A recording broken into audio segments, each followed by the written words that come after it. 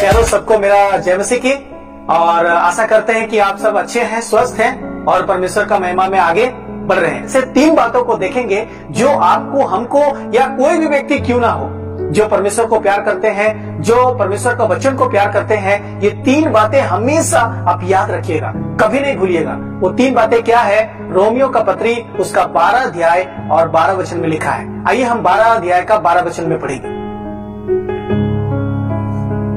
आशा में आनंदित रहो, क्लेश में स्थिर रहो, प्रार्थना में नित्य लगे रहो। 3 बातों को हम लोग यहाँ पर पढ़ते हैं। आशा में आनंदित रहो, क्लेश में स्थिर रहो, प्रार्थना में नित्य लगे रहो। ये 3 बहुत ही दामी बात है जो हर एक विश्वासी के जीवन में होना जरूरी है। सबसे पहली बात, आशा में आनंदित रहो। आज हम जानते हैं प्यारो, कोई भी जाति का लोग हो, कोई भी भाषा का लोग हो, कोई भी दुनिया के लोग हो, जिसके जीवन में कोई आशा, कोई उम्मीद नहीं है। वो लोग सोचते हैं होगा तो ठीक है, नहीं होगा तो ठीक है। लेकिन हमारे और आपके लिए बहुत बड़ा आशा है, बहुत बड़ा एक प्रतिज्ञा है, बहुत बड़ा एक खुशी है। इसलिए बोला आशा में आनंदित रहो। हम जानते हैं हमारे लिए एक आशा है कि प्रभु यीशु मसीह इस दुनिया में आए, हमारे और आपके लिए मरे, उसके बाद मर के जी उठे, जी उठने के बाद वो स्वर्ग गए हैं, वो फिर से आने वाले हैं। उन्होंने आशा दिया है ये दुख भरे संसार से, कष्ट भरे संसार से, जहाँ पाप होते हैं, जहाँ बुराई होते हैं, जहाँ निंदा होते हैं, जहाँ समस्या होते हैं, जहाँ कष्ट होते हैं, जहाँ बीमारी होते हैं, जहाँ तकलीफ होते हैं, ये दुख भरा संसार से प्रभु यीशु मसीह हमें एक सुख भरा जगह में लेके जाएंगे, जहाँ रोना नहीं, जहाँ बिलाप नहीं, जहाँ पीड़ा नहीं, जहाँ कोई तकलीफ नहीं। आज दुनिया के लोगों को आप पूछिए, क्या आपके जीवन में कोई आशा है? मरने के बाद आप कहाँ जाएंगे? आप पूछ के देखिए, कल आपका क्या होगा? आपको कोई आशा है?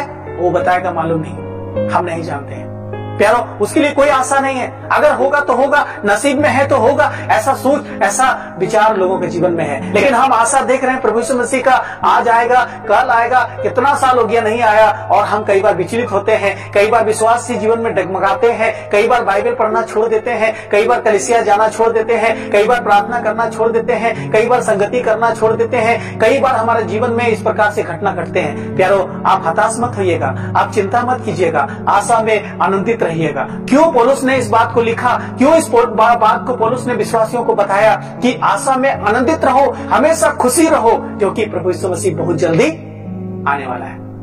प्यारो, आपके लिए, हमारे लिए, जो परमेश्वर को विश्वास करते हैं, जो वचन को विश्वास करते हैं, जो यीशु मसीह को विश्वास करते हैं, जो परमेश्वर से प्रेम करते हैं, उसके लिए आशा है। आपके लिए बहुत बड़ा आशा है प्यारो। दूसरी बात हम लोग पढ़ते हैं प्यारो, यहाँ पर लिखा है कि क्लेश में स्थिर रहो। दूसरी बात, हम जब दुनिया में आज रहते हैं प्यारो, हमारे जीवन में क्लेश आते हैं, हमारे जीवन में दुख आते हैं, हमारे जीवन में कष्ट आते हैं, हमारे जीवन में बहुत परेशानी होते हैं। कई बार हमें भूखा रहना पड़ता है, कई बार हमें उघारे रहना पड़ता है, कई बार हमें कितना तरह का सताया जाता है, कितना बार हमारे जीवन में समस्या आते हैं, कितना कष्ट आते हैं। वो घर से भी आ सकते हैं, घर के बाहर से भी आ सकते हैं, वो दुनिया के किधर से भी आ सकते हैं। प्यारो, क्लेश में स्थिर रहिए। कोई भी तरह का क्लेश आपके जीवन में आ रहा है, आप यीशु मसीह के कारण में आपको थूका जा रहा है, यीशु मसीह के कारण में आपको निंदा किया जा रहा है, यीशु मसीह के कारण में आपको तरह तरह का बुराई किया जा रहा है, आपको दोषी ठहराया जा रहा है, आपको दोष लगाया जा रहा है, आपको समस्या दिया जा रहा है, आपको तरह तरह से सताया जा रहा है, आपको मारा जा रहा है, आपको कष्ट दिया जा रहा है, आप घबराइएगा नहीं, आप क्लेश में स्थिर रहिएगा।